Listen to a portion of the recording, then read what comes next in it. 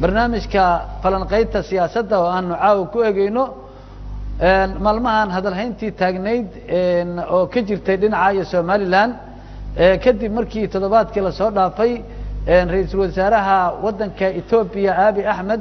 oo markaasi kulan ugu qabtay magaalada Addis Ababa ee waddanka Itoobiya madaxweynaha dawladda federaalka Soomaaliya Maxamed Cabdullaahi Farmaajo iyo madaxweynaha Somaliland Muuse Biixi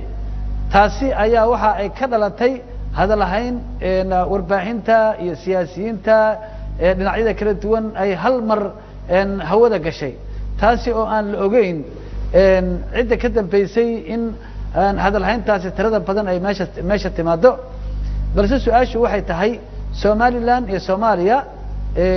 sidee ayay la isugu keeni karaa 1991kii ayay go'aansatay ku dhawaaqday Somaliland walow aan caalamku ictiraafin ilaa haddana wali mowqifkii ayay taagan yihiin haddaba mar haddii madaxweynaha Soomaaliya uu raali gelin bixiyay sheegayna inuu maaragtay ka raali gelinayo wixii dhacay Muuse Biixina maanta uu baarlamaanka ka hadlo yiri marna madaxweynaha Soomaaliya ma imaan karo hadduu imaanayana waa inaan laba dal nahay haddaba sidee la isugu keeni karaa guddina waa la sameeyay oo ku saabsanaa sidii dhexdhexaadinta Soomaaliya iyo Somaliland haddaba waxa igala qayb galaya haddaan midinta ka bilaabo xildhibaan Caashe Koos Maxamuud Cumar oo ka tirsan xildhibaanada baarlamaanka Soomaaliya waxa ku xigta xildhibaan Canab Xasan Cilmi sidoo kale xildhibaan Dr. Cilmi Maxamuud Nuur Dr. Xasan Sheekh Cali Nuur oo falanqeeyaha dhinaca siyaasadda iyo arrimaha bulshada ah iyo xildhibaan Jaamac Maxamed Askar shanta ayaa ka qayb galaysa insha Allah taala aan ku bilaabo Caashe Koos maadaama midigta aad xigto mar walba waxaan ka bilaabaa qofkii midigta joogta waxaan rabaa markii inaan ku weydiiyo aragti aankee ayaad ka qabtaa in Soomaaliya iyo Somaliland ay isu imaan karaan tan labaad dawladdan hadda jirtaahi ma u malaynaysaa in ay inay hayso wadadii rasmiga ahayd ee ay Somaliland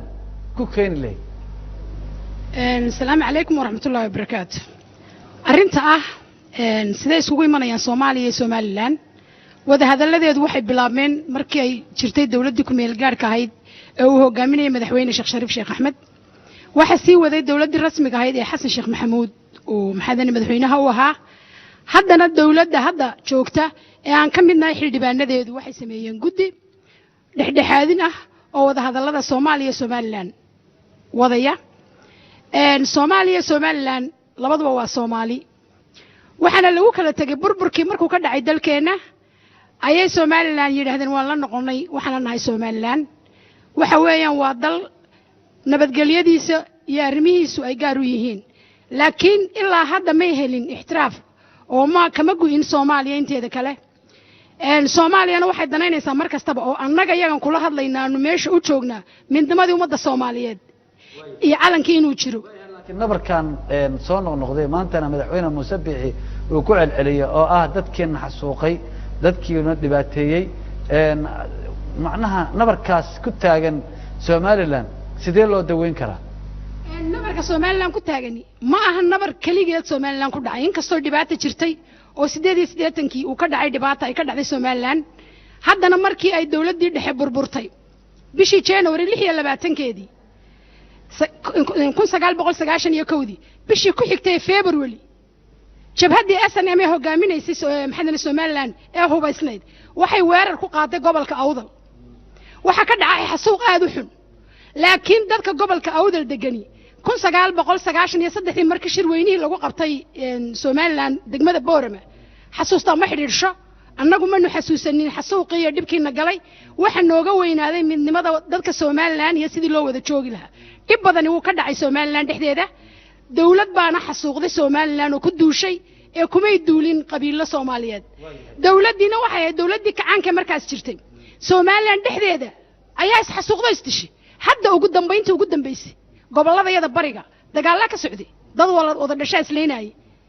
waxaas waa wax siyaasadii haddii dawladii weyneed ka dhex baxday meeshii dadka ay ku dagaalamayaan waxaad ogtiin gobolladeena dhexe ilaa gobolka banaadir aan joogno in qabiilada Soomaalida wada degan soo dileen waayahay aad baad u mahadsan tahay askar adaan ku siinayaa jaamac askar ma aaminsan tahay arrintan ay Somaliland mar walba sheegto oo ah oo midnimadii Soomaaliya ee dalka Soomaaliya hortaagan oo ah in la xasuuqay oo la dhibaateeyay oo maaragtay marka 1988 inay heedan jeclahay marka arrinkaasa meesha taagan maantana musabixi waa ku celceliyay marka ka waran sidee looga dawoobi karaa bismillaahir rahmaanir rahiim aniga waxay la tahay marka eegto taariikhda siyaasiga Somaliland 60 sano oo Soomaaliya ay xor ahayd taariikhdooda markaad eegto waxa ka buuxood ka arkaysa tabashooyin fara badan oo ka soo bilaabay 60kii xilligii dawladda militariga ahayd oo tabashooyin fara badan ay ka qabaan oo ay ilaahdaan xasuuq baa ka dhacay iyo waxa dhib fara badan baa dhacday iyo ilaa markii 1990kii dawladda dhexe ay burburtay inay la soo noqdeen ay leeyihiin barnaamijyada la soo noqon waxay aniga ila muuqataa guulisitaanka Somaliland 1990 lagu dhawaaqay inuu yahay falcelin wixii dhacay ay ka falceliyeen iyo qaab ay mar dambe aanay waxaas ugu dhicin oo iyagu ay samaysanayeen difaac iyo waxa gabood ay ka galaan waxa dhibaato dambe oo gaadha waxyaalahaas waa waxyaalo adduunyada oo dhan ka dhici kara wax Rwanda ka dhacay dhibaatooyin fara badan magaranaysaa Afrika meel fara badan Ethiopia aad arkayso xilligii Migista Haile Mariam uu maamulayay waxa ka dhacay gumaad fara badan marka dawlad kasta military ah oo dictator uu maamulayo way ku xadgudbi kartaa shacbigeeda taas laakiin se masiirka ummadda soo waqooyi ma go'aamin karayso waa tabashoori ay tahay wax laga qabto in laga garaabo ciddii waxyaalaha fashayna muxuu ahaa haddii ay dool yihiin in muxuu ahaa suun cadaalad la horgeeyo laakiin taasi inay shayb garayso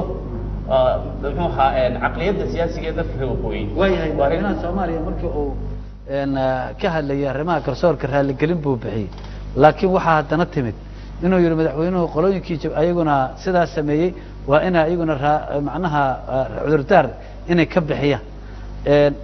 arrimahaasi see u soo qabanayeen kulaal marka la iscafiyo meesha waxa way dagaal ka dhacay aan la bilisahayn dagaal baa ka dhacay jabadii SNM Somali National Movement iyagoo dhinacooda waxay wateen ku beesiteen way dagaalamayeen laba marka waxyaalihii dhacay dii ay jiraan gaboodfalla ay samaysay SNM ay samaysay oo waajib in ay ka garaabaan iyagu laakiin state-kii Soomaaliyeed dawladda matalaysay ayaa gaboodfallada ka samaysay waxa Somaliland waa gartay shakhsiyaad maahan hay'ad doctor cilmi sidee baad u malaynaysaa in maantay midnimo ku imaan karayso markaad aragto mowqifka Somaliland oo fog oo aad arkaysa inay leeyihiin marna ma yeelayno ilaa Soomaaliyana ma imaan karto oo madaxweyne Soomaaliya ma imaan karo ilaa nal i'tiraafo oo i'tiraaf ku yimaado sideed u malaynaysaa in la soo imaan karo waxaan u malaynayaa inay ku waafaqsan sida nimanada Yuroobiga ay sheegeen mushkiladda Soomaaliya haysatay waxa weeye inaan ka gudbi kareynin muxuu ahaayay waxyaabo taariikhi oo dhacay adduunyaduna haddaanay taariikhda dhacday aanay ka gudbi karin u malayn maayeen wax development iyo wax horumar iyo wax mustaqbal la gaari karaa inuu jiro waa in dadku marka hore ogolaadaan inay taasi taariikh ahay in wax laga bartan ay tahay bari dhaweed muxuu ahaayay runtii Rwanda aan tagay si xun baa la isku baabashay waxa la tusay meel kaliya oo 250,000 lagu dilay xabaalahoogii lafahoogii wada yaalaan oo muxuu ahaayay bulshadaas isbaabi'isay ilaahay wuxuu qadaray qabiilkii magaca muxuu lagu baabashay magaca dawladnimo lagu baabashay inuu hoggaanka qabto oo muxuu ahaayay Rwanda ka dhigo muxuu ahaa nabad ay ku wada noolaadaan oo ay barwaaqana higsadaan kana gudbaan maanta ninka Rwandiiska hadda tiraahdo Hutu baa tahay mise Tutsi wuxuu ku leeyahay Rwandi baan ma ogola inuu wax ka hooseeyo muxuu ahaayay national level inuu ku hadlo xitaa muxuu ahaayay ma ogola wuxuu leeyahay taasi taariikh bay ahayd waxaan ka baranayno haddana halkaasaan joognaa mustaqbalkana halkaasaan higsanaynaa taasuu aaminsan yahay laakiin mushkiladda Soomaaliland haysatay waxa weeye horta marxalad iyada oo dhowr 20 sano ku dhawaad dhowr 20 sano ku dhow waxay ku lagu andacoonayay taban waalana gumaaday waa kamid xasuuq baa la geystay waa kamid iyadoon la hoos loo eegin intii magaca jabadeed lagu sameeyay intii magaca Soomaaliland ba lagu sameeyay xitaa iyadoon la eegin ayaa waxa la xasuusanaa kaliya 88kii intii ka horeysay wixii dhacay muddadaas waxa lagu moogtay dadka lagu hayay laba arrimood koonfur waxba kama jiraan Soomaaliya ma jirto annagu baa nabada dimuqraadi baan nahay xagee muxuu aan aadi karaa waa man tagi lahayne koonfur maxaa ka jira samaan garan adduunku tan uu nagu ictiraafaya umalayn maayo xilli ay moogtahay kaga dadaal badnayd xilligii muxuu haayay madaxweyne Rayaale uu moogtay madaxweynaha ka ahaa inay adduunyada oo dhan martay oo albaab kasta waanu garaacnay ictiraafkii kaabigu soo taagan yahay adduunyada runtii wax badan ka qortay dimuqraadiyadeedii nabadeedii iyo suduubnideeda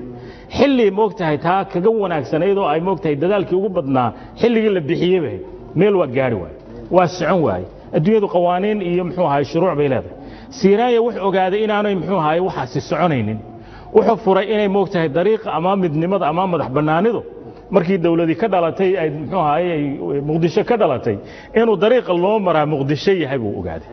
wuxuu golayaasha markaasi marsiiyay wada hadal buu marsiiyay samaan garan in la wada hadlo koonfur iyo boqooyi ay wada hadlaan samaan garan wada hadalkiisna niyad sami iyo meel buu socday inkastoo markastaba dadka kursiga ku joogay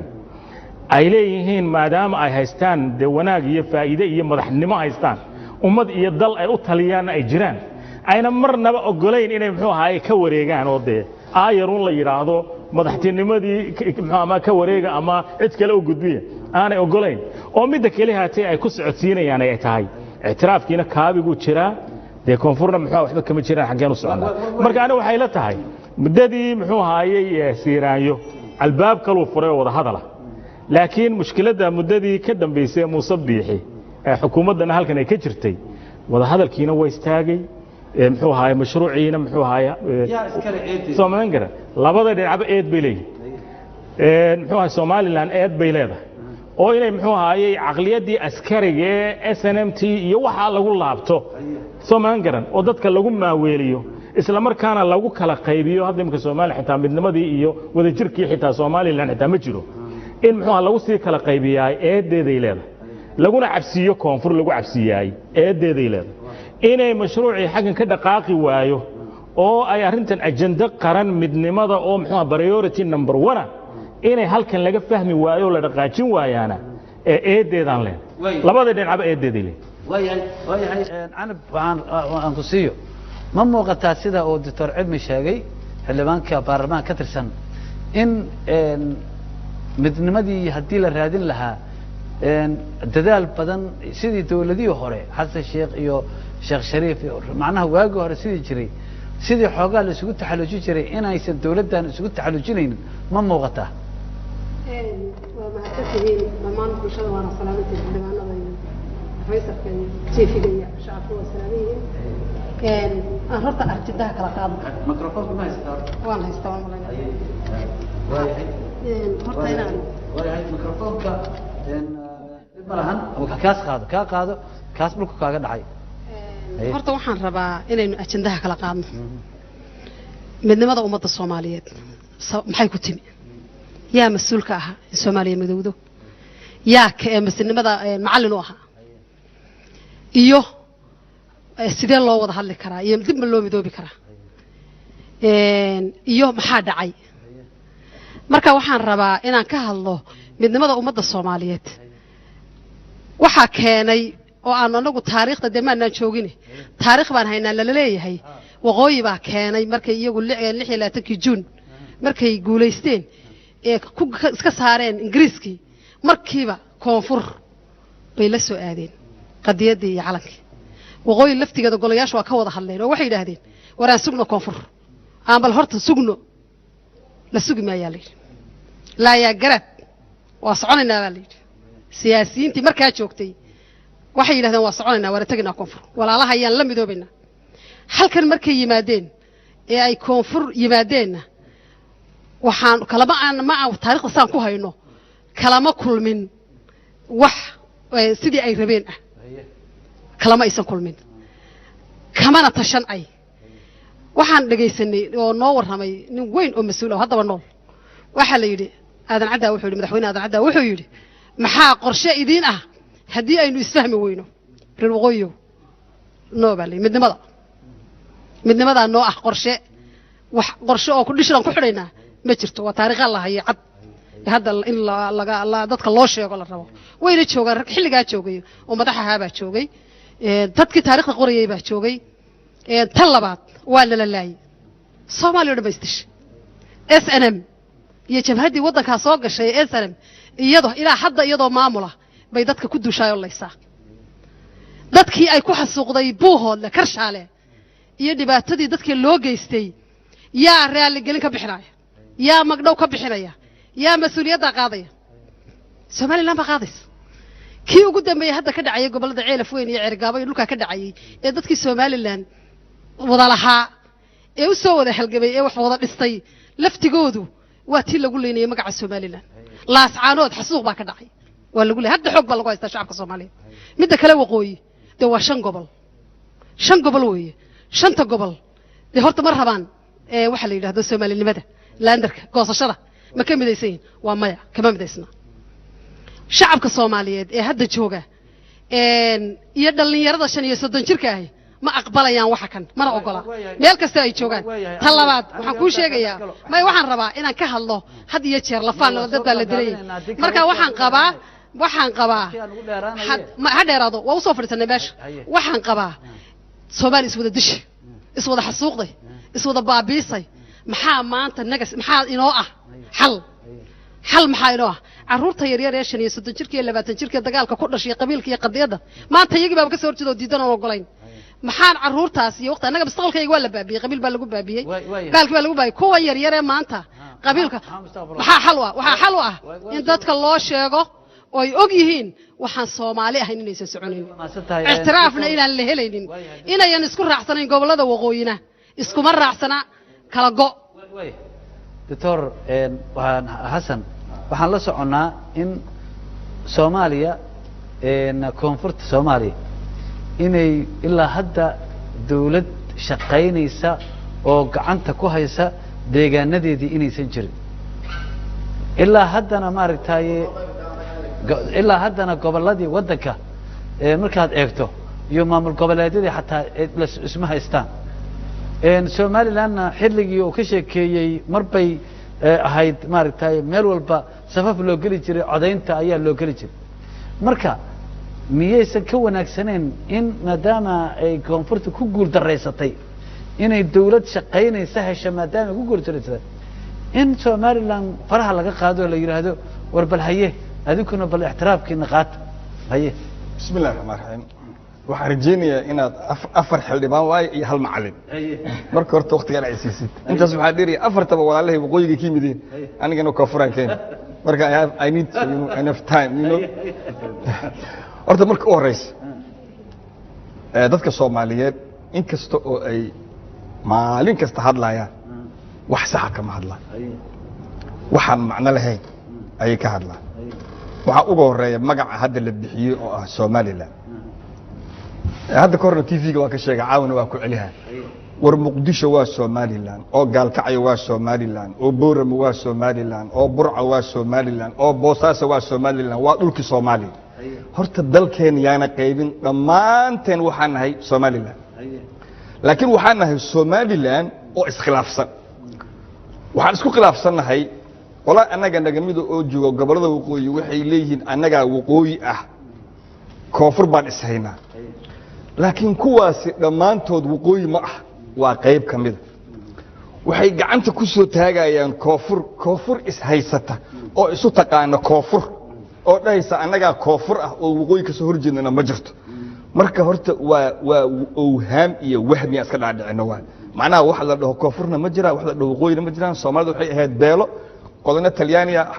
laga soo maruujiyay qodana Ingiriis laga soo maruujiyay waa la isku keenay beelahaas wax la isugu daray dawladdu loo dhisana waa wadi waayeen waa dunto waa fashilanta asay ku fashilanta iyo cid dumisay iyo asbaabteedu waa arin kale oo maalin kale galina waxa ku soo hartay hadda waxa socdo oo social media la geliyo oo madaxweyne Farmaajo cudurdaar bixiyo oo madaxweyne Farmaajo iyo Abi Hargeysa tagay oo Muuse bixiya hadda wuxuu imaan maayaano waxa soo dhawaa wax zawbaca ah oo wax macno leh oo sabansan shaala oo la taaba karo oo qadiyada oo laga hadlo ma ah tusaale ahaan waxa la yiri madaxweyne Farmaajo cudurdaar bixiyo madaxweyne Farmaajo cudurdaar horta inuu cudurdaar horta yaa kule madaxweyne Farmaajo cudurdaar waajib ma ah cid wax ka heliya ma jirto madaxweyne Farmaajo wuxuu mas'uul yahay oo taariikhdiisa iyo xukunkiisa oo ka bilaabaha 8 Febraayo 2017 ka hor cid u geysta ma jirto taas arrin ma taha laakiin magacii ummadda daqiiqad maya sug daqiiqad waxaa ku soo waxa la reer koonfureed wax la dhaho reer koonfureed oo intay baxeen ama meel fadhiistay ku heshiiyey inay reer waqooyi wax la dhaho soo dilaan ma jiraan nin military oo wadankan inqilaabay oo dastuurkii Soomaaliya daaqada ka tuuray oo wadanka xoog ku haysta oo reer gaalkacyo dilaaya oo reer Kismaayo dilaaya oo reer Garowe dilaaya oo cid alla cid madaxa soo qaaday dilaaya oo musiibo ah ayaa ummadaan u gacan gashay ciidamo ka haystay muslim iyo gaal wuxuu heli kariyay ajnabina waa soo kireystay marka ninkaas dambiga gale ee Maxamed Cabdullaahi Farmaajo dambi ma gelin Maxamed Cabdullaahi Farmaajo mas'uul kama aha taliyihii militarigu dambiga oo galay arrinkaas waxaa la rabaa inay cadaato sababta saas u dhaa waxaan arkay dad isku xiriiriya arkay in la isku xiriiriyo lama ogola arrinkaas waa arrin number kale wuxuu yahay haddii reer koonfureedka waxa ognahay wiilasha Muqdisho laga qaado ee waqooyi inay ka dagaalamaan ligii waxa ugu adkaay ugu muhiimsanay kuwa diyaaradaha wadi waa kuwa dhulka ku tuuray oo badda ku tuuray iyagoo diidaayay walaalahood inay dhibaato u geystaan marka reer koonfureed oo la eedeynayo oo dambi galanay oo si gaar loo eeday asaguna ma jiro arrinka saddexaad wuxuu yahay madaxweynuhu wuxuu dhahay qorada kalena ha cudur daarato madaxweynuhu inuu saas dhamahay waxay ahayd horta inuu eedeeyo rajiimka dhibaatada geystay oo iska wareejiyo oo san dawlad iyo cosmetic oo ka dhigin oo una qurxin haddii ay qolo kale oo dhinaca kale ku jira ay jiraan oo dagaalama ay ku jiraan mas'uul ma ahayn dalkana dagaalku wuxuu ku socday magaca political sovereignty-ga Soomaaliya qarannimo qaranka kuwa dagaalamaya iyo kuwa shacbiga ay ku dhex jireen labadaba waxa mas'uul ka ahay qaranka mas'uul ka ahay qaranku xaq uma lahayn inuu dhaho dadaa ku jira intuu baxo oo South African soo kaxaysto inuu dadka iyo carruurta iyo dumarka isku dilo qaranku xaq uma lahayn taasina waa arrin kale arrin kale ma isku jirto waa idin waxaa la rabaa waxa inaan si xaqiiqa u hadalno waxa kale oo ku saaray ninka la dhahayo madaxweyne Farmaajo wuxuu tegayaa Addis Ababa wuxuu tegayaa Hargeysa madaxweyne Farmaajo asoo la socda axmaarka inuu Hargeysa taga maba ahaba madaxweyne Farmaajo hadduu Hargeysa tagayo waxaa la rabaa dadka Soomaaliya isku nahay dalkan iyo dadka anaga iskale in inta marka hore gogol xaar loo sameeyo ayadoo gogol xaar fiican loo sameeyo oo Soomaalidu isfahamtay waa inuu taga madaxweynahan iyadoo gacanta axmaarada in la geeyo wax macna ma leh waxay dhaawacaysaa nabadna keeni mayso waxay just 1 minute waxay dhaawacaysaa madaxweynaha laftiisa dhaawacaysaa saas marka dani kuma jirto mid u dambayso kale oo kama dambaysta waxay tahay ninka la dhahayo Musabbix maanta hadalkiisa waa dhageystay Musabbix si fiican oo raganimo maanta uma hadlin marka Musabbix waxa la rabaa waxa raba hadiido laakiin si fiican oo raganimo u hadlo oo macnaha yani si fiican oo raganimo u hadlo hadalkiisa hadal nin oo mas'uul oo kale u hadlo waxa rabnaa inuu يعني موسى waxaan rabnay asagoo aan iska dhigayn victim oo aan iska dhigayn oo dhahin anaga waan la dilay la feenay la soo qaday war waxaas waa dhabaadeen soo sheego waay haddana adaaba xoog leh waxay aad inuu inta soo baxo oo dhaho xamaran tagaaho xamaran qabsa inuu dhahay waan la dilaa waan la adoonsa war cid adoonsanaysa ma jirto annagana maba firi waxa jira firi annagana maba ogolinba in la adoonsado xataa way waa ma santahay waa ku siina Aisha laakiin jaamac marka aad eegto arrintan maalmahan socotay oo cid ka hadashay jir oo madaxweyne Farmaajo ka hadlay Musabbixina ka hadlay aabina ka hadlay Soomaaliland gilgishay halkaana maaragtay laftirkeedii gilgishay ya maxay ahayd ma yaa waday intaan ka jawaab su'aasha waxaan mid ka oranayaa arrimihii laga hadlayay dhinaca gaboodfaladii ka dhacay waqooyiga gaboodfaladu dhacay xilligii dagaalka magaca stateka Soomaaliyeed ama qaranka Soomaaliyeed lagu galay dad baa galay mas'uuliyaadka jinaa'iga ah ee laga galo muxuu ahaa xuquuqul insaanka iyo insaaniyadda ka soo horjeeda iyo oo ka mid yihiin muxuu ahaa kuwii laga galay waqooyiga walaal wax waqti lema la tasqud bitaqadum waqtiga hadday 100 sano ka soo wareegto qofkii dambiilaha maxkamadda la horgeynaya waana la geyn karaa dalkan Soomaaliya wuxuu u baahan yahay العدالة الانتقالية أما transitional justice بو باهي هذه اللي رأوا إن محوها ذاتك للاي قبل فلاد اللوج يستي إن لو عدالة فلا أنت عايز تقول عفيتها أرندا محمد عبد الله لكن هكون عارفين وحان ربا هذا الكيس وحكم ده إنه ما عرفت هايري مدحوين محمد عبد الله ما جحبك كم جريد هدي ماشى سيستم أو دولة أو هري أو هري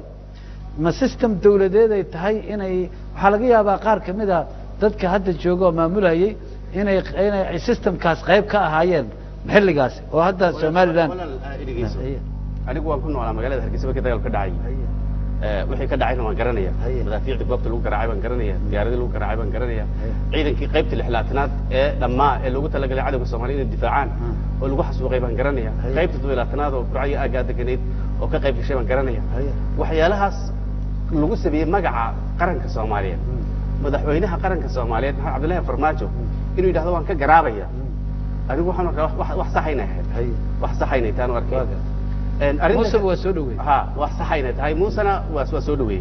taas waxay sahlaysaa in ay aaminto ummadda Soomaaliyeed oo isku soo dhawaato arinta aad ka hadashay Prime Minister Ethiopia iyo madaxweyne Maxamed Cabdullaahi Farmaajo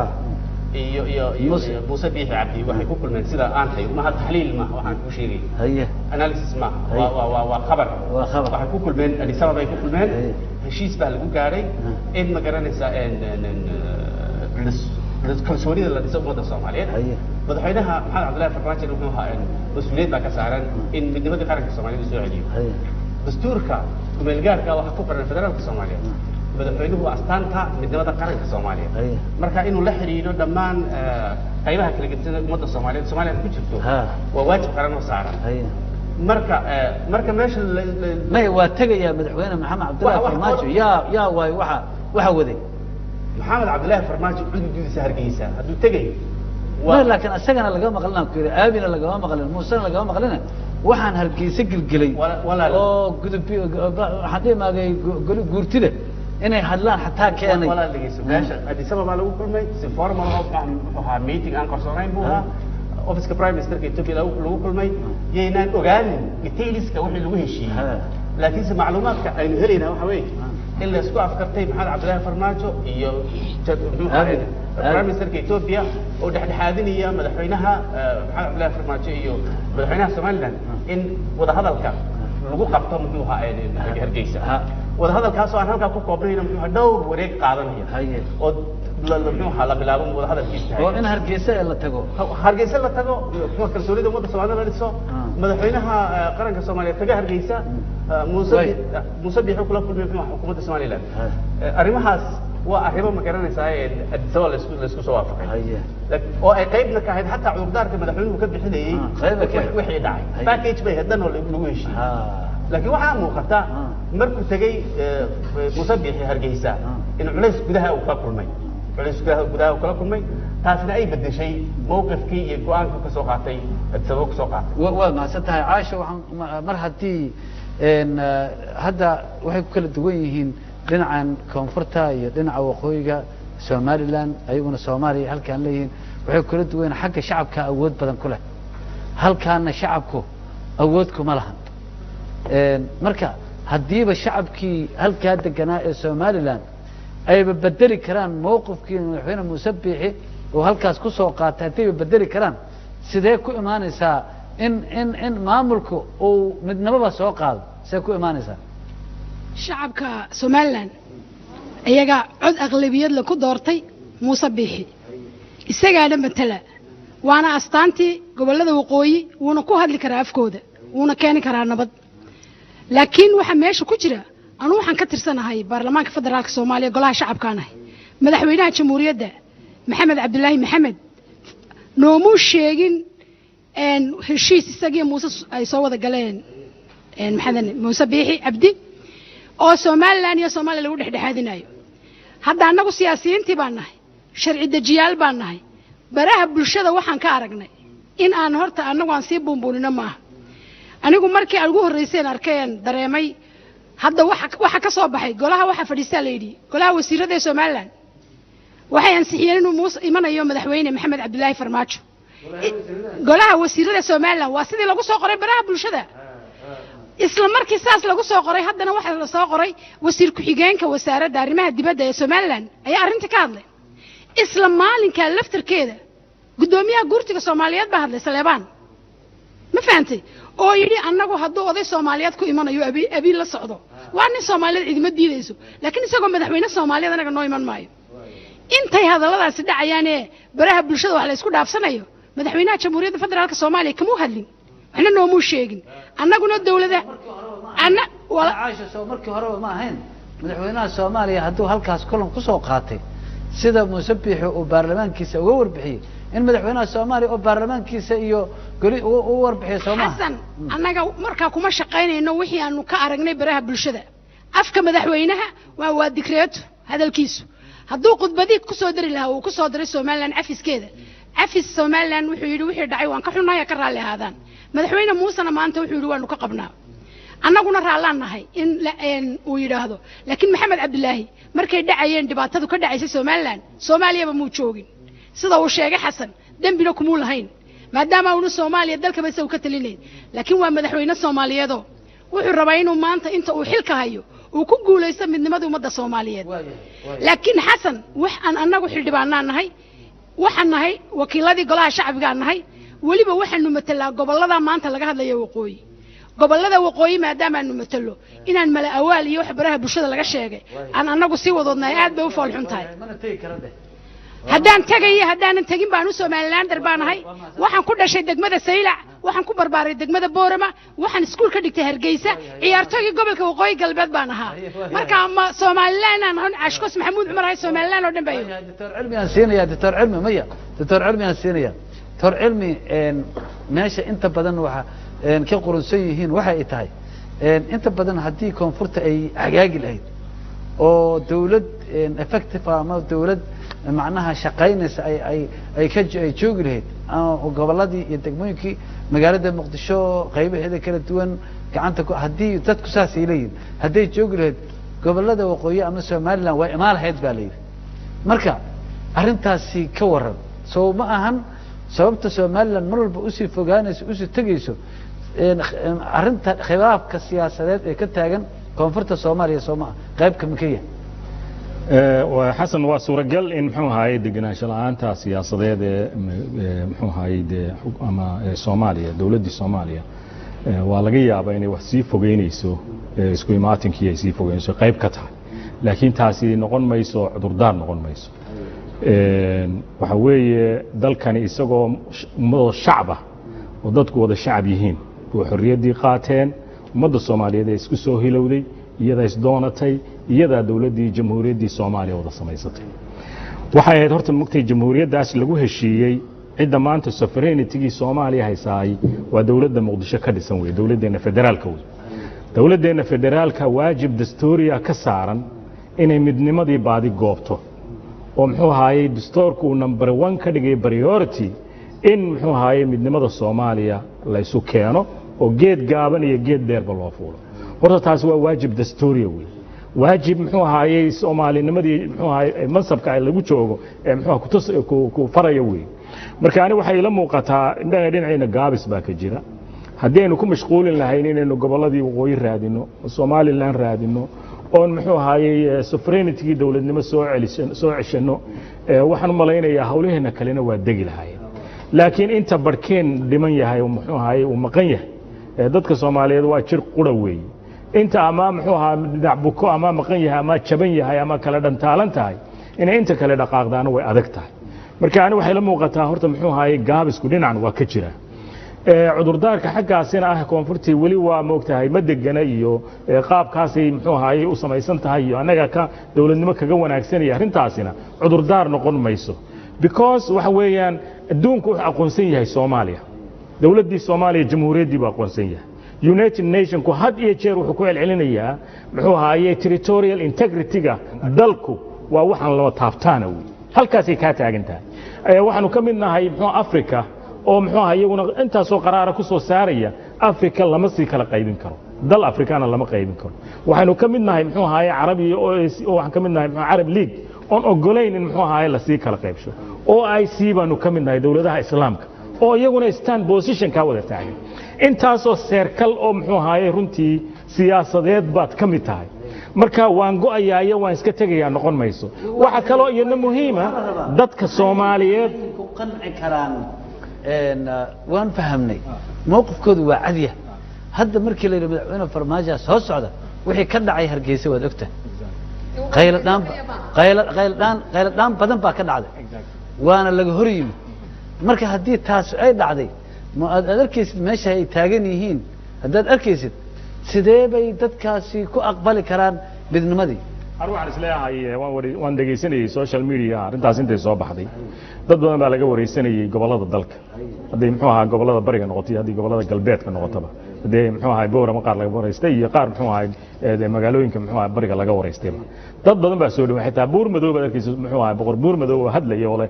muxuu ahaa waanu soo dhawaynaynaa leh salaadiin baa hadlo odayaal baa hadlo dhalinyaro hadlo ummad baa hadashay laakiin kuwa wax laga yaabaa voice-koogu inaanu moogtay aad u muuqanin baa laga yaabaa laakiin abaabulka muqdisho muxuu ahaa Hargeysa iyo golayaasheeda ka jira iyo muxuu ahaayay nimankii muxuu ahaayay ama markii hore jabhada ahaa ay kicinayaan dadka yeeli maynadu halkaas ay ka taagantay Soomaalian garan laakiin mid kalena waa jirtaa waxa weeye qaabka lagu imanayaa lafteedu procedure-ku hadduu yahay kugu soo booda hadduu yahay Soomaalian garan aanad hore uga tashanin oonad muxuu ahaayay go'aan kaaga yaala jirin bini aadamku moogtahay maanta soo baraarugay oo go'aan qaadanaya kuma socdaan waxay ku socdaan process muddo dhisan oo muxuu ahaayay kalsooni abuura oo isla hadala oo muxuu ahaayay wada xaajooda oo muxuu ahaayay gradual u socdo dadka loo bisleeyo inay muxuu ahaayay wada hadal iyo tagitaan ay gaadho in la isbooqdo ay gaadho laakiin haddaad tiraahdo muxuu ahaayay madaxweyne dal shisheeya intuu ku yimaado baa moogtahay soo raacaysaan oo adimanaysaan waxaan malaynayaa waa markii labaad ee isku daygaasi dhaca weey isku dayga noocanihi waa markii labaad ee u dhaca marka isku dayga noocanihi natiijo wanaagsan ka dhalan mayso Soomaalian garan dadkana waxay ku kala ridaysaa inay moogtahay muxuu ahaayay ay ku rido habqan siyaasadeed oo moogtahay ay ku rido ayaa suuragal marka aniga waxay la muuqataa process-ku inuu moogtahay waqti qaato si caqlaan iyo rational looga fikiro loo bisleeyo inay marxaladda gaadho wayahay xildhibaan canab adoo wixii kala ra'yo kala ka hadli doonto haddana madaxweynaha Soomaaliya inuu ra'iisul wasaare Abi Ahmed oo yiraahdo waa soo raacaya oo Hargeysa isla tagaynaa ma taas baa u sharaf badneed mise sidii aan warasaadaad oo kale yaha inuu Tel Aviv oo xabadu ka socotay hal mar inta tagay ya saad arkeed shacabku u soo dhaweeyeen oo kale inuu sameeyo ayaa u qumanay marka xasanaad ugu maaqan tahay dadna waa soo dhaweynaya shacabka beerta oo laga qeyliyo Hargeysa gobolka laga qeyliyo dalkuna waa 5 gobol gobolada waqooyi 5 gobol kale meel kale laga qeyliyay ma jirto waa Hargeysa Hargeysa waxa qeyliyay systemka ku jira circle-ka dadka jaawareerinaya ee baabiinaya magacan Soomaaliga garoonka Hargeysa markuu ka baxo qofku waa Soomaali garoonka uu ku degayo ee meesha leedo Abdisalaam waa qof Soomaali markuu ka duulay Djibouti kaleena waa qof Soomaali waxaan ku sheegay golayaasha hadda ka dhisan meesha ma canabay hadda golayaasha idaaraygayga ma sugataan ku socon ka dhex galo golayaasha ka dhisan ama golaha wasiirada ha noqoto ama golaha guurtada ha noqoto ama golaha baarlamaanka ka noqoto waxay kulligood ka wada tirsan yihiin ama ha ahaato buuhood ha ahaato ama booram ha ahaato ama burca ha ahaato ama barbara ha ahaato ayay isugu jiraan ayagoo iska soo horjeedo qaadinayna ma aan arkin waxaan rabaa systemka inaan kala hadlo haye systemkaasi ma xukumo gobolada waqooyi oo dhan qof shaqo tagay oo Hargeysa fadhiya oo yiri waxaan ka iibin laascaanood ama waxaan ka iibin buuhood ama waxaan ka iibin halkaas ma metelo shacabka goboladaas wuxuu metelaa shakhsiyad waa qof shaqo tagay marka kuma hadli karo codka gobolka dadkan ka systemkan qaylinayana waa systemkan jaahwareerinaya shacabka Soomaaliyeed maanta ee ku nool gobolada waqooyi way dareensan yihiin khaladka jira iyo wadada xun ee khaldan ee lagu hagayo way arkaan dhalinyaradii baa arkayso ka hadlaysa siyaasiyiintii baa kuwa waxa weeye qofku eeg ma aha negative kaliya inaan qaadano positive iyo negative labadaba waa jireen marka golayaasha aniga mid matalaya baa jira oo leh waxaan ay ka soo iibin gobolka Sool waxba kama galo waligiina ma ara gobolka Sool waa qof shaqo tago Hargeysa iska fadhiya marka waxaan ku sheegayaa shacabka yaa la jaahwareerinin shacabka Soomaaliya waxba kuma hayaan waxay gacanta xoog bay ku haystaan xoog bay ku joogaan xoog bay ku haystaan dadka joogaana dad ogol maaha dadka ogol ee halka lagu haysto xoog lagu haysto eeg fiiri dadka xoog ma sidaa dadka xoog lagu haysto ee halka lagu haysto ma ogola in ay goostaan waa midnimada ummadda Soomaaliyeed 30 sano calanka Soomaaliya korka u haayeen oo lagu dilaayay dhig calanka fur calanka oo dij calanka lagu dagaalamay marka dadkii gobolada waqooyi joogay ama dadka SNM marka dawladii laysay ee dawlad lagu laayay waxaan maqlay xildhibaankoo leh dadka system ku laayay kuwan yaa laayay shacabka Karshaale yaa xasuuqay shacabka Boorama yaa xasuuqay ka Ceerigaaba yaa xasuuqay ka Laascaanood yaa xasuuqay ka hadda ugu dambeysay yaa xasuuqay system baa xasuuqay isaga systemka laftigiisu ma aha inuu kii uu isagu sheegay system Somaliland ma system Somaliland baa xasuuqay marka systemkaas oo ba system bay sheeganayaan ma horta qabiil miya ma qabiil baa anigu waxaan arkaa inay tahay qabiil la jabhadeeyay qabiil magac loo sameeyay waa jabhadii SNM waxa meesha jooga ma fahanto waa jabhadii SNM marka jabhadii SNM waxa dalka loo sameeyayna waa jabhadii oo dhan sida anigu kala maan baaba sheegtay magacyada baa laga wada bedelay ma fahanto waa systemyadii jabhadaha marka aan ku waxaan ka rabaa dadka waqooyi ku nool boqolkiiba 99 dad ogol in Soomaaliya kala godo maaha Somaliland annaga xildhibaana annaga og mana dadka lagu ayala maaha Somaliland waa British Somaliland intii ahayd isku taa noocay doonta ha ahaatee yaa u taqaanaa dad Somaliland marka adigu gobolada u taqaanaa mayo waa aqaanaa waa intii xadka ahayd oo dhan laakiin waxa laga rabaa Somaliland hadda ma adigu qabiil baad u tirinaysaa mise Somaliland waa intaasoo isu tagtay ayaa Somaliland ah yes waa kelmada su'aal fiican haye horta Somaliland waa goboladii waqooyi sida uu sheegay professorku waa Soomaalidii waqooyi laakiin kelmadii SNM baa ku shaqaysanaysa kuma raaxsani gobolada kale kuma raaxsana dadka goboladan kale deganna kuma raaxsana waayo sababtoo SNM iyada samaysatay Somaliland dad yar oo maaragtay fikradka aaminsan oo siyaasiyiin ayaa ku raaxsanaa ku jiray iyaguna maanta wax go'aan oo qorshe ay ku leeyihiin iyo tala ay ku leeyihiin ma jirto waxaan kaaga sheekaynayaa 3 xisbi baa dhisan 3 xisbi yaa leh cid laba taqana hal qoys baa leh hal iska dhaaf daahir yaale ayuu u ahaa markii daahir yaale jiray markii daahir yaale joogay ee madaxweyne xigeenka ka ahaa anigu ka hadli maayo markii Silaaya joogay weerar baa socday dad baa la leeyay dad baa la xasuuqay haddana wali dagaalku waa socdaa marka waxa weeye shacabka Soomaaliyeed yaa la jahwareerinayna ummadda Soomaaliyeed ma kala go'ayso adduunka dawladihii waaweynaa waxay ogol yihiin inay isbahaystaan marka dad Soomaaliyeed oo hal qoys oo hal family hal diina ma kala go'ay karaan mana cid aaminsan ma jirto dadna aftiha laga qaado hadii la hayo in haye mada ka horey warta waxaan rabaa adigu de halkaa kama soo jeedin soo gara waxa la rabaa Somaliland bal isku haysta hadarta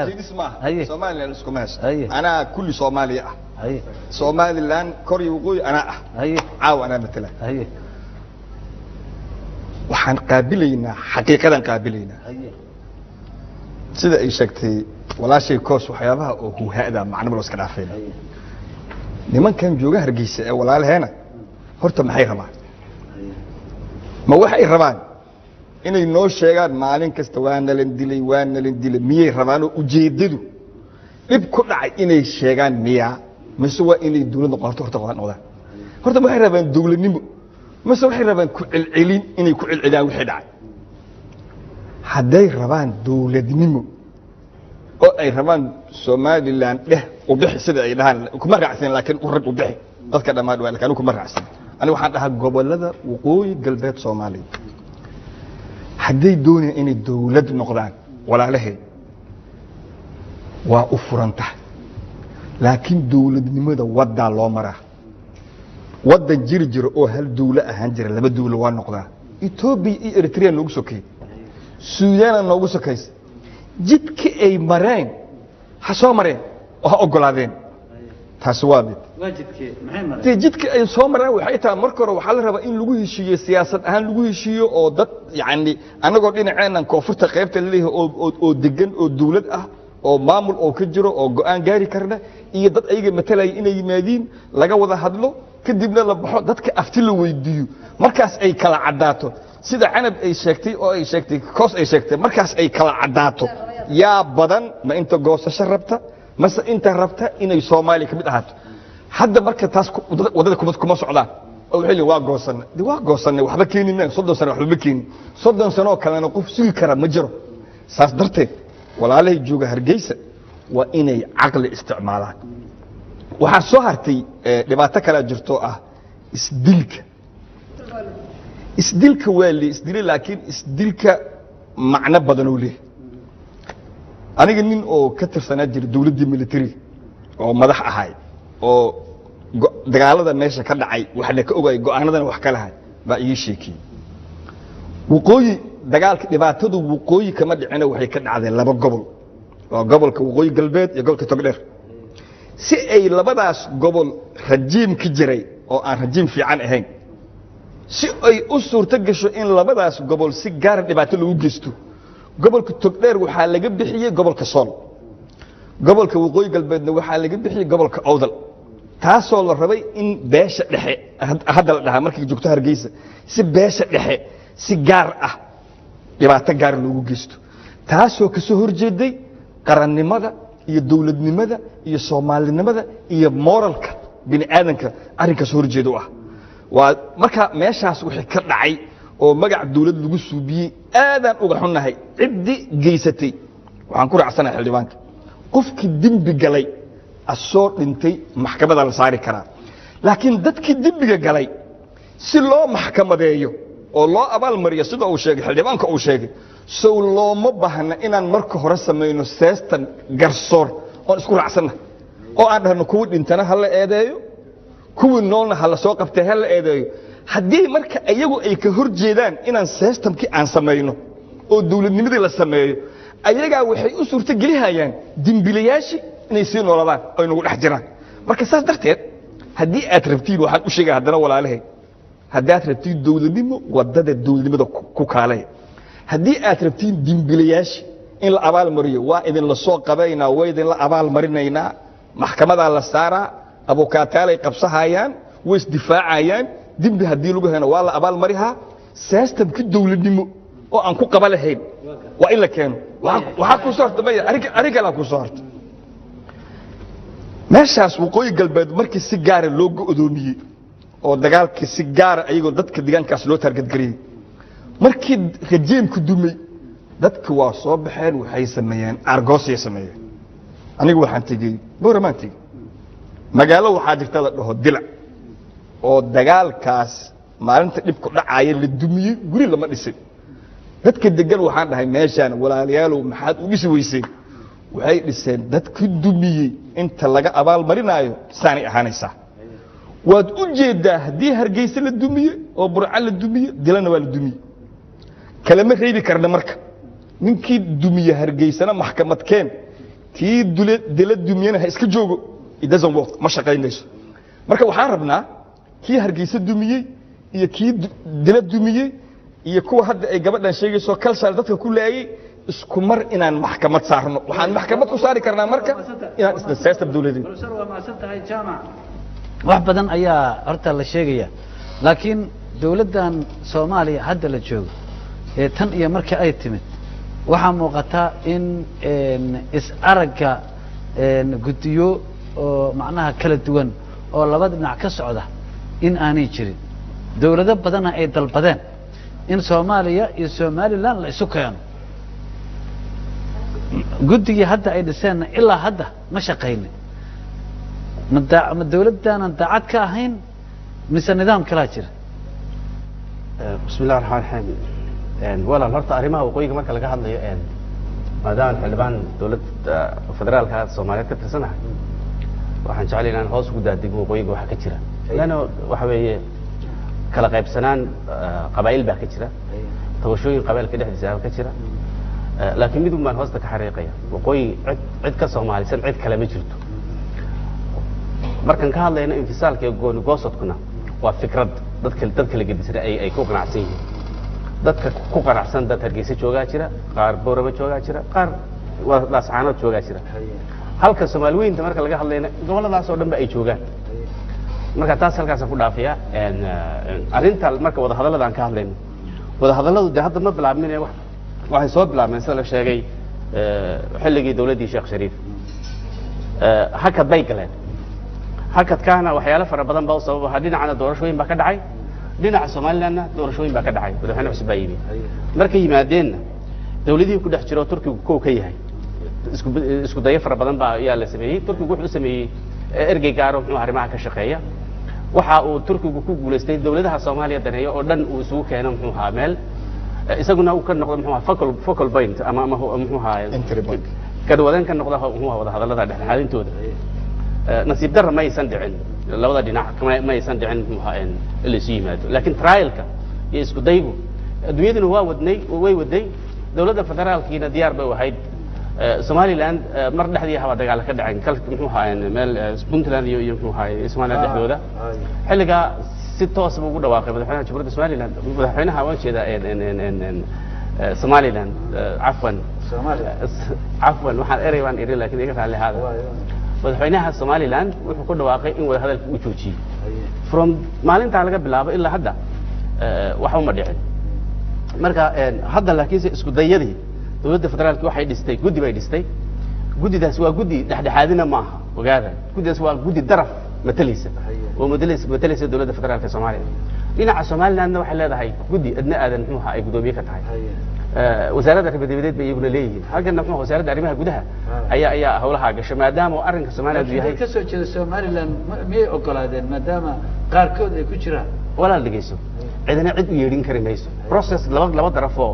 wax ku doodaya anigu cid aan diranayo ama waqooyiga ka soo jeedo ama baydhabo ka soo jeedo ama muqdisho ka soo jeeday xaq uma laha maamulka Somaliland inuu yiraahdo ninka lagu soo dari karo hayb qabiilayada laga hadlayo waxa laga hadlayaa waa state-ka Soomaaliya issues baa laga hadlayaa arrimaha laga doodaya laakiin qabayl loo wada hadli maayo marka way ku qaldeen Somaliland process-kii in la bilaabo inay carqalad hor dhigaan way ku qaldeen mid baan ku sheegay ilaa maalintii la bilaabay wada hadalka Somaliland gorgortankeedu meel adag buu taagnaa laakiin sideedaas sano ka dambeysay 2012 ka dambeeyay maalinka dambe way sii daciifayaan dawladda dhexe ee hadda jirta waa dawlad adag oo siyaadadeedii sovereignty-geeda soo ceshanaysa aviation-kii bay soo ceshatay waa baasaboorka halkan laga qaadanaya waxbarashada halkan certification-ka loo imanaya shatiyada muxuu ganacsiga halkan loo yimaada duulimaadkii halkan laga maamulaa marka state-kii oo dhan waxyaalihii Somaliland baasaboorada halkan loo imanaya halkan bay wada imanayaan maaha Maxamed Cabdullaahi Farmaajo ayaa ka xun ma garanaysaa Shariif Sheekh Axmed laakiin nature-ka dabeecadda dawladda dhismaysa ayaa waxay keensanaysaa in Somaliland koona lagu cidhiidhiyo marka dambe oo waxyaalahaas oo dhan dawladda dhexe Soomaaliya ay hoos imanayaan marka waxaan taa uga jeedaa Somaliland hadday u heelanaan weydo wada hadalka oo iyagu ay noqon waayaan kuwa dabada ka riixaya dawladaha iyo cidda danaynaysa in la wada hadlo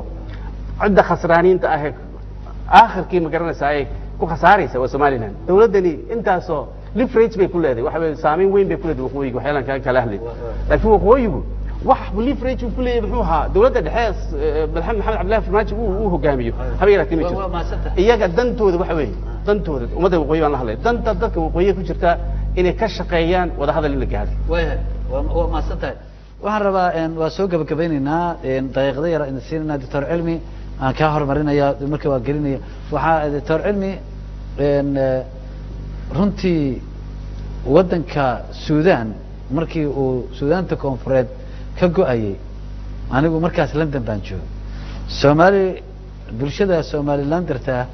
ayaa kulan wax u qabatay ambassadorkii ama danjirihii wadankan Addis Ababa u fadhiyay wadanka Ingiriiska waan ka qayb galay anigu markaan ka qayb galay ambassador Nomad in la yiraahdo jeclahay ninkaas marka su'aalo badan baa la weydiiyay su'aalihii uu ku jawaabaya waxa kamid ahayd anagu Suudaan koonfureed waan i'tiraafnay waan sii daynayna markaas waxay ahayd bishii August wuxuu yiri January hadii la gaaro 9keeda Suudaan labay noqonaysa laakiin Somaliland wali interest ama dano aan kala nahay wali ma aanan helin ayuu yiri ma fahamtay aqoonsigan haddaad helaysaan waa in qolada kale koonfurta Soomaaliya idin joogto waa in idin aqoonsataa taasna waa ku heli kartaan international community-guna inuu idin aqoonsado oo xoog idin saarana waa ku heli kartaan marka haddii international community-gu aysan ama beesha caalamka laftirkeedu aanay u soo jeedin inay Soomaaliya iyo Somaliland midnimadooda ka shaqeeyaan dawladaha waaweyn aan kaga hadlaya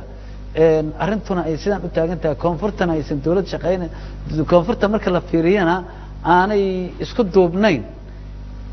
ma sidan baa loo kala taagnaanaya mase xal kala imaanaya waa run muxuu xasan runtii waxaad moodaa dariiqii waxaa lagu gaari lahaa siduu sheegay professorka iyo muxuu ahaay iyo xildhibaan jaamacba waxaan u malaynayaa meelaha ay ku dhegan tahay Soomaaliland had iyo jeer ay ku adkaysanaysaa meel natiijo wanaagsan gaarsiinaysa ma anigu waxaan ku jiray shirkii ugu dambeeyay Istanbul lagu qabtay fashilmay waxaan ahaa wafdigii xagga Soomaaliya ka socday 4 cisha loogu talagalay in la wada hadlo wafdi culus oo dhowr iyo 10 ka yimid Soomaaliland oo xirsi iyo Maxamed Biixi Yoonis ay hogaaminayaan xaggana wafdi balaaran oo dhowr iyo 10 kaas oo dawaayay hogaaminayaan ba ayaa ka tagay waxa ku jira 4 nin oo reer waqooyi ah ku jira muxuu ahaayo oo gobolada waqooyi ka soo jeeda waxaanu markaa eegaynay inaanu danaha waqooyi iyo balse u arkaan xitaa danta ay doonayaan inay gaaraan inaan dhageysano oo arrintu noqon muqaddas iyo tan muqaddas ma ahaanu ku wareerin laakiin process la bilaabo lagu gaari karo muxuu ahaa stage kale lagu gaari karo laakiin nasiib darro waxa dhacday inay muxuu habeenkii markan meesha tagnayba 4 nin oo reer waqooyi meeshii ka arkeen ay yiraahdeen muxuu ahaa lama hadli karo hadda mararka qaar muxuu informally waan wada shaahaynaa waxba la wada cuntaynaya waa la sheekaysanayaa waa la iswada garanayaa moogtay wax walba la isweydiinaya laakiin formally in miiska la iskugu yimaado waxa ku leeyahay waxba naga shaashoobaya suuragal ma ahayna wada hor fadhiisano anagu markii dambe waan la kaftamay waxaan ku yiri waxa doonaysaan xitaa ma fahamsanin haddaad doonaysaan madax bannaani haddaad doonaysaan xitaa dariiq way u baahan tahay loo maro sida uu muxuu professorku ka dhawaajiyay dawladnimo oo madax bannaani aad ku gaadhaan xitaa haddaad doonaysaan dariiqii loo mari lahaa xitaa ma haysaan waan ogahay in idinkuna aan saxiixi karin in muxuu ahaayay aad tiraahdaan Soomaaliya aan ku biirnay aydan wafdigiina saxiixi karin annaguna aanan go'aan ka gaari karin madax bannaani baan idin siinay halkan idinku saxiixi karin laakiin halkan waxaan u nimidnay inaan process bilowno habraac iyo hanaan lagu gaari karo muxuu ahaa natiijo ka dhalan karto taasoo ama ku dambeyn kara muxuu ahaayay madax bannaani ama ku dambeyn kara midnimo ku dambeyn kara taasina processka loo raaca adduunka uu yaqaanaay waxa weeye in muxuu ahaa la isku furmo marka hore waxbaynu wada leenahay wixii baa la saluugo oo laga kala cadhooday wax kastaba ha la kala tirsadee qaabkii ama loo wada joogi lahaa ama loo kala tagi lahaa nidaam adduunku yaqaano oo lagu heshiis yahay jira nidaamkaasina waa ka ku dambeynaya referendum ku dambeyn kara way in dadka afti laga qaado haddii aad leedihiin maanta muxuu ahaa Muuse Biixi markuu ka yimid Addis Ababa go'aan ma gaari karo uu yiraahdo farmaajo haynoo yimaado madaxweyne farmaajo haynoo yimaado go'aan ma gaari karo wuxuu golayaashii baan weydiinaya hadduu yiraahdo markaa haddana berrito soo raac madax bannaan ma ogtahay oo midnimada soo raac wuxuu odhan doonaa haddana go'aan ma gaari karo waa inaan ummadayda la tashadaa buu odhan doonaa processku wuxuu ku dambeyn doonaa ummaddu ku dambeyn doonaa haddaba hadduu taa ku dambeyn doono nimankan inay kuraasada iskaga sii ilaashadaan ma doonaynay waan diidnay kaliya ku cimri dheeraystaan maahe waxa loo baahan yahay in processkii la bilaabo oo la yiraahdo dadka Soomaaliland mustaqbal loo abuuro la yiraahdo 4 sano kadib 10 sano kadib 3 sano kadib waxba la gaarayaa go'aan decision point baa imanaya natiijo dhalanaysa la yiraahdo laakiin in la yiraahdo mustaqbal la'aan baan idinku haynaya edeg xabsi madaxa ka furan muxuu ahaay afka ka furan kaliya ayay u muuqanaysaa dadkuna nooca kuma sii jiri karaan saas aan ila muuqato waxaan rabaa in ka codsanayaa markaasi hal daqiiqo saacada ii dhiman waa 5 daqiiqo ayaa ii dhiman 5taas daqiiqo rabaa inaan ugu soo koobo waxaan rabaa markaa Ashikoos inaan hal su'aal dhiman kaliya su'aashaas waxay tahay midnimada iyo kala go' baa meesha la taagan yahay 30 sano dad adkeysanayay ayaa meeshaas jooga oo dhahayay maaragtay marna welina sidii taagan soo ma garan adikuna waxaad ka soo jeedeen gobolada waqooyi xildhibaanadii matalaya baatiin haddaad maanta doorasho galaysid meel kale kuma geli kartid xaragaadidaad ku galay magaalada Muqdisho ayaad ku gali doontaa doorashada soo socota hada ma fahamtay maxaad marka adinku uga shaqeeyla adihiin sidii midnimo lagu gaari lahaa laguna heli lahaa waxaad ku celcelisadeen badan sheegtay dalku dawladiisa inay adkeynayeen tahay dalkani wuxuu lahaa 20 sano system dawli oo la isku kala bedelo Cabdiqaasim Salaad Xasan baa kow ka ahaa waa laga dhaxlay Cabdullaahi Yuusuf Axmed baa madaxweyne ka ahaa Sheekh Shariif Sheekh Axmed baa noqday waxaa noqday Xasan Sheekh Maxamuud ku meel gaarkii bay ka baxday maxamed cabdilaahi baa 8 February qabsaday 3 sano ayay shaqaysaa dawladani waa dawlad adag oo ra'iisul wasaarihii xukuumaddu uu tubo u samaystay Soomaaliya oo deymankii lagu lahaa intaan adigu dhalanin adiga xasan intaan dhalanin deymankii lagu lahaa maanta laga cafiyay dibadda iyo siyaasadda dibadduna meel fiican ay marayso haddana uu ku soo dabaalay inuu Soomaaliland keeno midnimada ummadda Soomaaliyeed timaado aniga gobolkayga kaliyaad maaha meesha doorashadu ay inaan ku dhacayn meelo badan ayaad ogtahay in doorasho ka dhacaynin maaha Soomaaliland oo kaliyaad oo ay koonfur ka mid tahay laakiin waxaan ku faraxsanahay caasimadii Soomaaliya oo ah halbowlihii hooyadii gobolada Soomaaliya in la igu doortay taasoo aad baan ugu faraxsanahay waxaan rajaynayaa insha Allah haddii aan ku soo noqdo baarlamaanka oo aan lay doorto meelaan Muqdisho inaan la igu dooranaynin insha Allah intaan awdal ka tagayo haddii loo baahdo inaan deegaanadayadii tagno haddii loo baahdo inaan deegaanadayadii tagnana hal looga heli karaa Somaliland iyo Soomaaliya sidee xalkooda loo gaari xalka Somaliland iyo Soomaaliya uu fudud yahay sidoo ku fudud yahay ku sheegay hirtaan xasuusta walaal ma xidhiisho walaalahay dadkan ka soo jeeday abtiga iyo adeerkaya aniga madaxweynaha iyo madaxweyne ku xigeenku waa ehelka anigu aan ka dhashay kan ka soo jeedo waxaan leeyahay hirtaan xasuusta walaal ma xidhiisho awdal way ilowday xasuuqi ka dhacay kaarayaal baa la mariyay dadkeeda way ilaaween waxay ku ilaaween inay Soomaaliland ay yihiin inay abtigiis annagu dadka la dheer maniin shanta gobol ay sheegtay walaashay awdal baa ugu shaysan annagu aan ka soo jeedno waqooyi galbeed baa nagu xigta tog dheer waa sool iyo sanaag inay abtigiis nahay cid kala dheer maniin hadda aniga jaamacna wareysato waan isleenahay aniga ana wadan wareysan isleenahay dadka la dheer maniin waxaan leenahay si ay Soomaaliya u noqoto Somaliland waxay tabanayso iyo wixii dhacay iyo wixii hore dhintay ilowdo miiska wada hadalka soo fadhiistaan ha gorgortamaan shalay waanu iska nimid anagoo marqaana maanta hal la keeno waqooyi koonfur baan nahay aan kala qaybsano waxaad ii dhiibtaa wax yar hay arab waqooyi koonfur waxa kala qaybsadaan ha kala qaataan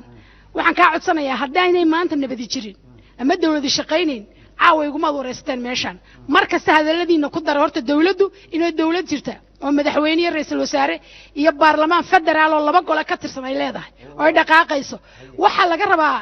amniga lagu eedeynayo adiga xasana aniga caasha koosa wariyaasha shacabka halka fadhiya walaalkay professor xasan oo dadka aad ugu jecelahay doodiisa uu ku jirana aan si fiican u dhageysto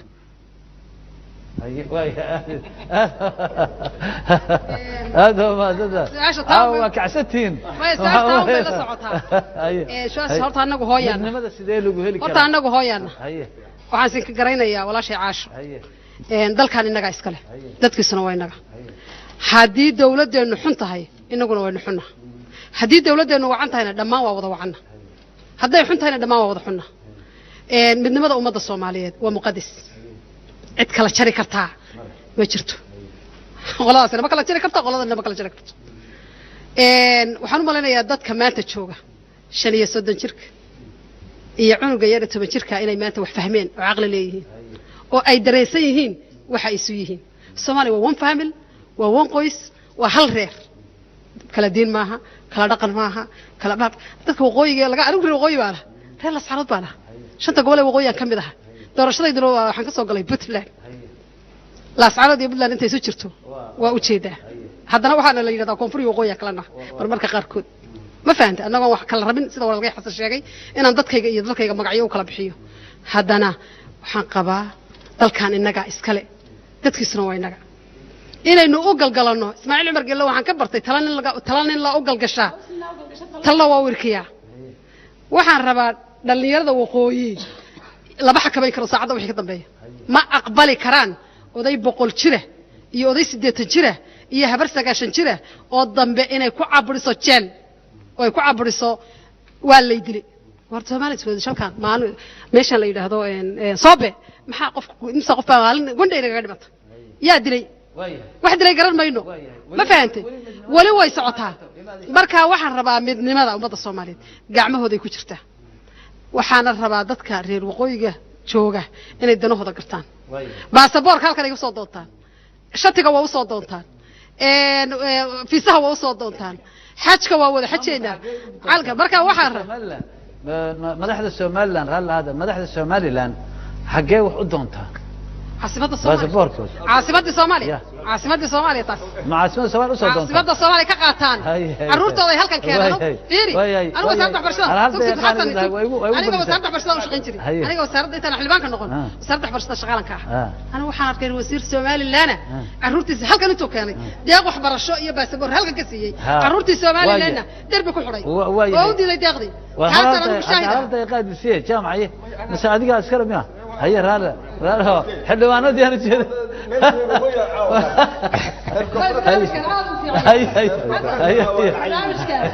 اوكي هذا اللي واهشين ايوه روح أنا بنبضن قرحتي صدق قفسي بوجهدي لكن أنا أكبر نظر إنسان هاي إلى تاي بتكدرن بقى أي دعوة لكن مد إنه الصومالي أود هذا عد كلا ينور حدي ويا هي ضياش إنه يدقن كأنه ويكف ليهين الصومالي وضع دش في رغيرة وحلية رير جسنا وحلية إسكت أيوان الذي الصومالي يسود الدش قف فيه بمجرى وده تنبيله ويا الصومالي ومدة الصومالية اللي بعتها هو يلا اللي بعتها يسري أي كرسي هو يلا عانها يشات كي كشقين السجدار كي يعني يلا لفرد ده مريها تشحح دالن وبدك أي سو كرسي مستقبلان يا لور سيدي ويا هي دكتور اوكي dhowr arrimaan rabaa inaan hoosta ka xadho si kooban haye horta waxaan rabaa in la joojiyo waxa la dhahayo Somaliland iyo Koonfur leena wax jira ma aha ma wax jira ma ahaba wax oo la taaba karo ma aha marka wax jira ma taasida marka iska himaam caaw kadib waxaan kaloo rabaa dadka Soomaaliyeed qaar kamida ama qaarna waa rabaan ama qaarna waa ka cabsanayaan waxay isleeyihiin Ethiopia ayaa dalka Soomaaliya qayb kamida madax banaan u aqoonsan karta qaar asaas cabsi ka qabo qaarna waxay la tahay inay kari karto Ethiopia inay dalka Soomaaliya qayb kamida ay tiraahdo waa madax banaantiin labadaas qoloba waxaan u sheegaa dareenkaas idin ku jira wax ka jira ma jiraan ana mutakhasis fi alaqat ad-dawliya adduunyada hadii dawlad la suubinayo oo wadan cusub la sameeynayo waxaa aqoonsada golaha amniga adduunyada waana shanta wadan oo veto power kale qaaradda Afrika oo dhan haday isu timaado ururka carabta haduu isu yimaado Aasiya haday isu tagto hal wadan ma siin karaan political sovereignty shanta wadan oo awood leh China Russia Ingiriis Faransiis iyo Mareykan waliba waa inay isku raacaan afar kamid haday ku siiso hal ku diido heli maysid marka Ethiopia dadka ka cabsahay oo isdhahay ama dalkiina qaybisa Ethiopia Soomaaliya ma qaybin karto dadka isdhahay ama Soomaaliya qayb kamid ah Ethiopia dawlad ka dhigtaa Ethiopia dawlad kama dhigi karto jabta ka asigana xir waxa kale oo ku xidha asigana sovereignty-ga ee waxa la dhaho hadii wadan ay horena u sheegnay walaalahay jooga Hargeysa haday rabaan inay dawlad noqdaan wadada loo maraha u maraan waxaan siinaa caaw marka talan siiha marka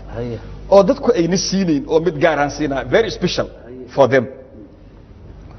haday rabaan inay dawlad noqdaan intay yimaadeen marka hore halkan dawladda ka dhiseen oo waxaan ka wadaa macnaha sida ay sheegtay Caasha Koos madaxweyne iyo ra'iisul wasaare waxay waa joogaan laakiin haddana way ognahay xaalkeena sidoo hoosta ka yahay way ognahay dawlad aan khilaaf lahayn oo Soomaaliyeed intay yimaadeen oo inta ka dhisaan ilaa way kari karaan tusaale ahaan Ethiopia markay dumaysay ciidamada qabtay Addis Ababa qabtay xoogoodu waxay ahayn Eritreankaas ayagoo jooga casab waa dhihi kareen iyo Asmara waa goosanna ma sameeyeen waa soo baxeen Addis Ababa ay qabteen Tigraygii la qabteen markii ay xukunka sugeen ay yiraahdeen walaalayaal anaga nafasaxa waxay yiraahdeen fasaxayna laakiin soo mara processka referendumki dadka cod laga qaado kadib codkii laga qaaday Eritrea saasay ku noqotay dawlad marka ciidamada uu leeyahay walaalkay Muuse Biixi xoogan leeyno isku difaacayna Muuse ciidankaas xamar ku qabo dawlad ka dhis marka dawlad ka dhistid laba arrimo ku suurta galaysa ama waxaad helay dawladnimada aad rabto waa lagu ogolaaha processka ama dawladnimo Soomaaliyeed oo adiga asiga shuruudiisa sida uu rabo laga dhigo ayuu helaa marka Muuse please birito ciidanka aad hayso soo dhaqaaji xamarkeen meeshan dawlad ka dhis si aad u heshiis sida aad rabtid waa ma dadka jawha haye waxaan jeclahay inaan dhowr wax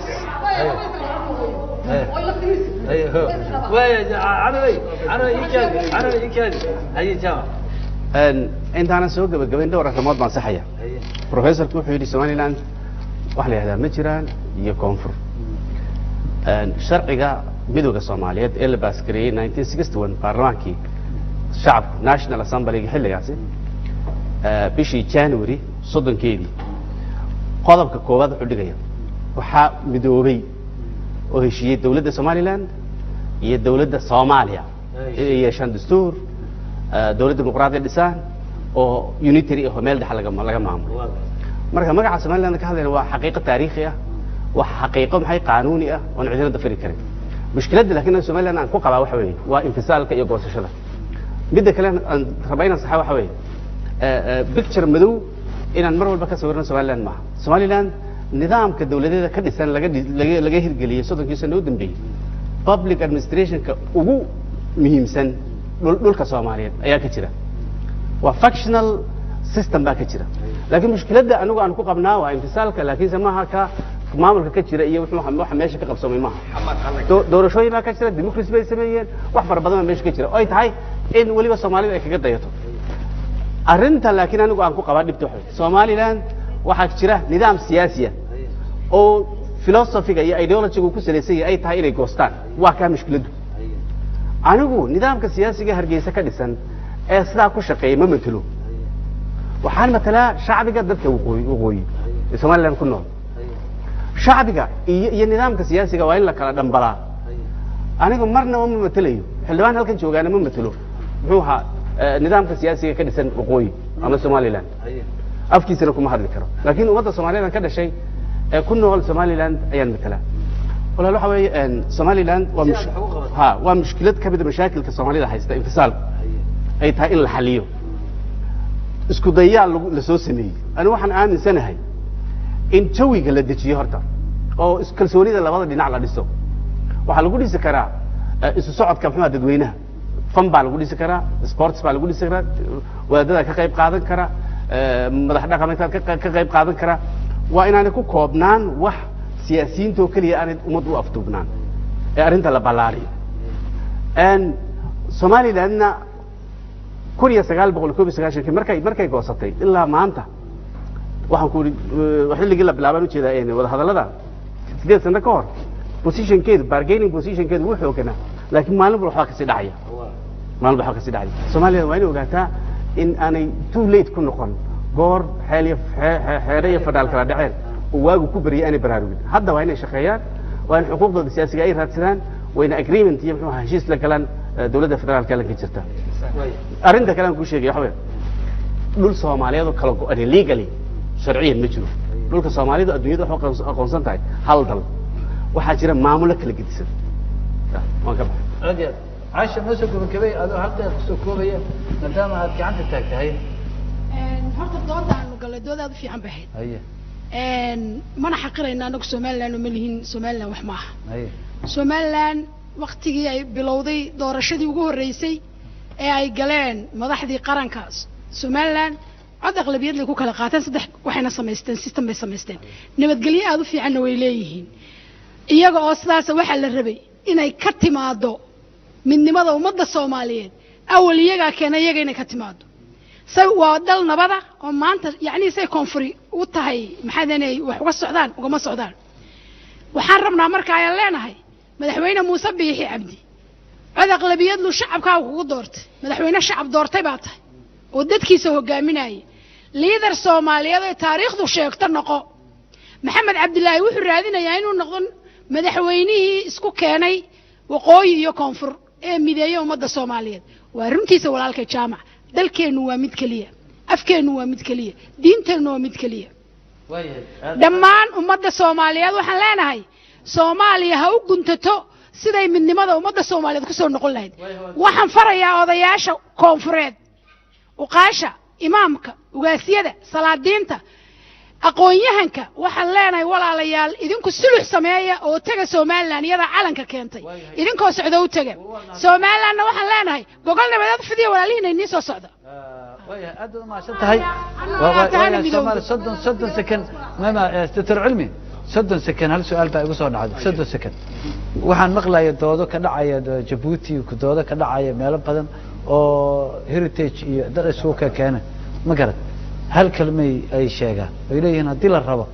Soomaaliya iyo Somaliland inay heshiiyaan waa in dawladnimada loo qaybsadaa Soomaaliya iyo Somaliland loo qaybsadaa arrintaasi ma u malaynaysaa inay daweyn karto midnimadii intaas 30 second ugu soo qabto dabcan waa run doodaas haday jirto waxaan isleeyahay waaba soo dhawaansho haye hadiiba gorgorta uu jiro power sharing uu yahay waaba wax laga wada hadli karo waa wax laga wada hadli karo laakiin hadii taariikh mugdiya iyo moogtay oohin iyo baroor iyo lafa hore tagay oon hadii jeer la dul saarnaado way fogaanaysaa markaana waxay la muuqataa dooda in halka laga bilaabo 60gii wixii qaldamay power sharing kii la saxo muxuu haayay waxa mustaqbal la dhisi karana dawlad la wada leeyahay la dhisto wama santiin waxaan aad u mahadcelinayaa xildhibaanada baarlamaanka iyo aqoon-yahanada kala duwan ee barnaamijka caawa igala qayb galay waxaan u mahadcelinayaa xildhibaanad Caasha Koos Maxamuud Cumar oo runtii dood fiican caawa halkan ka qabatay xildhibaan Canab Xasan Cilmi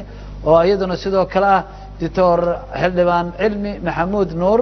iyo Dr. Xasan Sheekh Cali Nuur oo ah falanqeeyo aad ugu fiican arrimaha siyaasadda iyo arrimaha bulshada xildhibaan jaamac maxamed askar ayaa isaguna kamid ah xildhibaanada baarlamaanka Soomaaliya caawa dadweyne badan in nagala soo qayb galaan ayay ahayd laakiin sababo jira awadood ayaanan maaragtay barnaamijkaas ayaanan u siinin mikrofoonada waa mahadsantihiin barnaamij qurux badan weeye Soomaali Cable waxay isku dayi doontaa barnaamijyadan oo kale in ay badiso si loo ogaado xaqiiqada dhabta ah iyo midnimada sida la isugu keeni karo insha Allah taala waxaan u mahadcelinayaa Caylaawe Faarax UK Ismaaciil Allred telefishinka Soomaali Cable Studios magaalada London Bashiir Bocor iyo Shariifka tan iyo kulanti dambe sida iyo nabadgelyo wassalaamu calaykum wa rahmatullahi wa barakaatuh